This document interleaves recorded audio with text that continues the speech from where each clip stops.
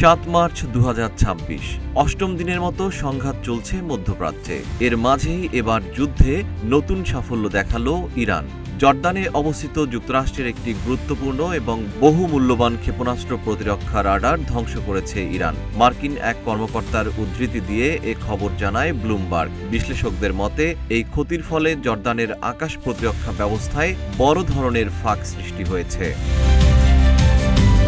Washington ভিত্তিক গবেষণা প্রতিষ্ঠান ফাউন্ডেশন ফর ডিফেন্স অব ডেমোক্রেসিসের centre on military and political পাওয়ারের উপপরিচালক রায়ান ব্রোবস্ট ব্লুমবার্গকে বলেন, থার্ড রাডারের উপর ইরানের এই হামলা এখনও পর্যন্ত তাদের সবচেয়ে সফল হামলাগুলোর একটি।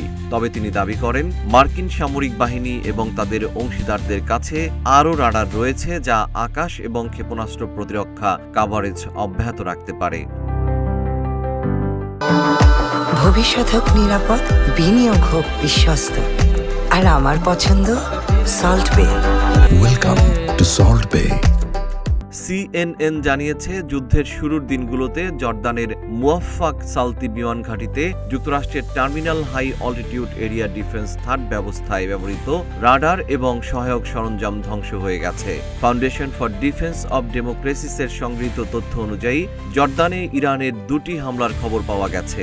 এর একটি 28 ফেব্রুয়ারি এবং অন্যটি 3রা মার্চ। প্রথম দিকে উভয় হামলাই প্রতিহত করা হয়েছে বলে জানানো হয়েছিল, তবে পরে রাডার ধ্বংসের খবর প্রকাশ পায়।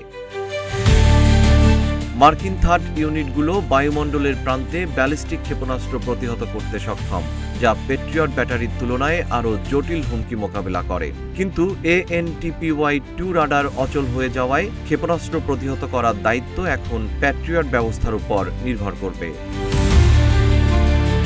তুর্কি বার্তা সংস্থা আনাদোলু এজেন্সির সংগৃহীত তথ্য ও হিসাব অনুযায়ী গত 28 ফেব্রুয়ারি থেকে ইরানের বিরুদ্ধে হামলার মধ্যে যুক্তরাষ্ট্র প্রায় $2 বিলিয়ন সামরিক সরঞ্জাম হারিয়েছে। জিএম শিহাব, রূপালী বাংলাদেশ।